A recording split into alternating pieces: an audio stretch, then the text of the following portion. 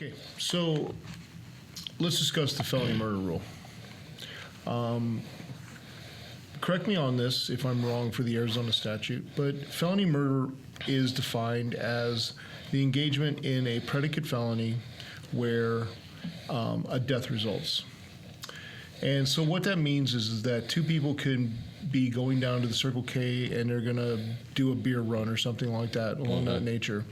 And if one of the two people shoots the clerk at the Circle K and that clerk was to die, both of them can be charged with first-degree murder and can be subject to the death penalty, and both of them can be subject to natural life in prison. Where are you at with the felony murder rule? Do we need the felony murder rule? Is it just? Is it fair? And is it equitable in our system of governance? That was an incredibly succinct summary of the felony murder rule and what that statute allows. So 100% accurate. And that fact pattern that you just laid out is a very common one. Let me give you another one. It's three individuals, three young men, 18, 19 years old. They've been struggling. They're not from a privileged part of the community. They don't have a lot of resources or supervision.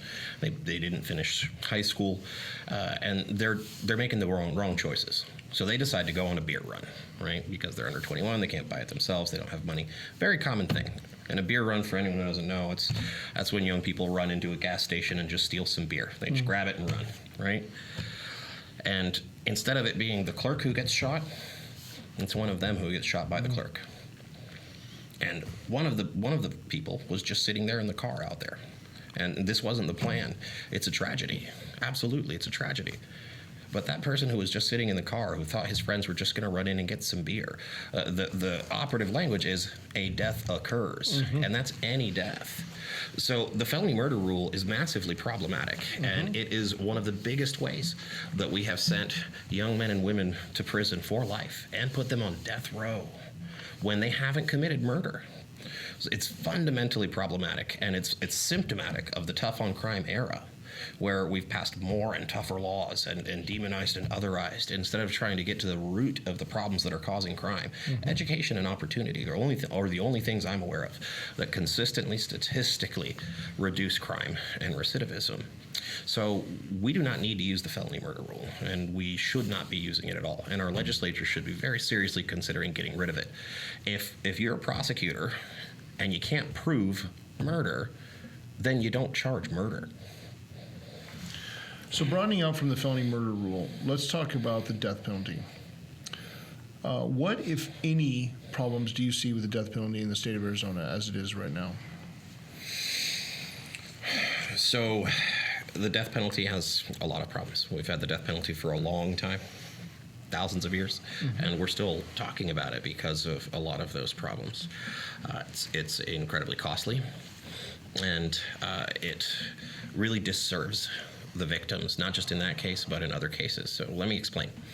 First, on average, it costs about $1.5 million to $5 million to litigate a felony case to fruition, to the end. And that's because it takes 20 plus years sometimes to go through the full appeals process, through the state courts and then through the federal courts in habeas, and sometimes back and forth. So it takes a long time, and it needs to take a long time, because there's nothing more fundamentally un-American than executing an innocent person. And yet we've done that. We know we've done that. We know we've gotten it wrong now. We have the data.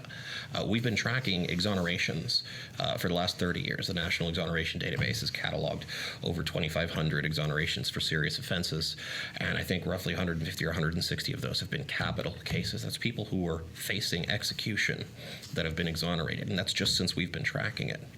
Imagine how many of those folks never got exonerated, because that's one of the hardest things to accomplish as an attorney, is to exonerate somebody post-conviction. I know. I worked with the Justice Project. I've been working some cases my entire career, and we don't know where they're going to end up. So It's massively, we need the time, right? We need that time to do our best if we're going to use capital punishment so that we don't execute innocent people, because we know we can get it wrong. So we can't just shorten the length of time. So there's cost, right? And that's massively problematic. But think about the victims. What happens to the surviving relatives in that case during that 20-year period? Well, they have no finality.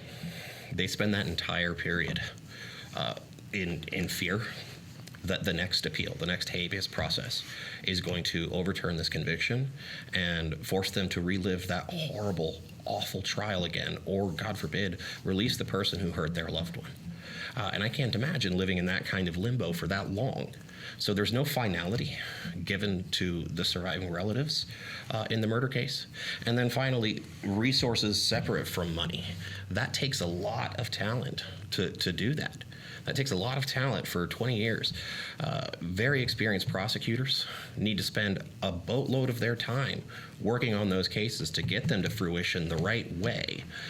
And what that does is it pulls the most experienced prosecutors, the most experienced trial lawyers and murder lawyers. It pulls all of them out of the regular trial groups and homicide divisions in that office to focus just on that, to focus just on achieving the death penalty. And so then we have other homicide cases where even if you're very, very pro-death penalty, not all cases fall within the realm of death penalty scrutiny. So there are other homicide cases, and those are super important cases too. Those are cases where somebody's taken another person's life, where somebody's lost a loved one because of the actions of another person. So those are real victims too, and they deserve justice. But with all the talented attorneys working on those death penalty cases just to get it over the line, to get to the execution, then a lot of those other homicides are being handled by very young, very inexperienced lawyers. And they're doing their best. They are. But defense attorneys are running circles around them. I've seen it, and they're getting acquittals. And that's justice too, because the government has to meet its burden before it convicts someone, but it's a massive miscarriage of justice to the relatives of those homicide victims who don't have a government working hard or effectively or allocating the right amount of resources to achieve justice for their loss and their tragedy. So at the end of the day, and this is why this is really important, what you're doing, John, we need to educate the public. And when I tell people that the only alternative a judge has to the death penalty, so if you don't seek it or you don't achieve it, like in the Arias case, which cost us over $6 million and they failed to get the death penalty, what's the only other sentence a judge can give in Arizona? Do you know? Natural life. Natural life. That means that at least from a community safety perspective, that there's no issue there. If you don't achieve or you just don't seek the death penalty, there's no problem there. That person's going to be away from us. It's not going. They're not going to be involved in the community. So when you think about all the costs, all the pain that it causes victims, the cost in other homicide cases, just the money, right? And the fact that we've gotten it wrong and we will get it wrong again, the difference between that and the death penalty, that's the difference between vengeance and justice.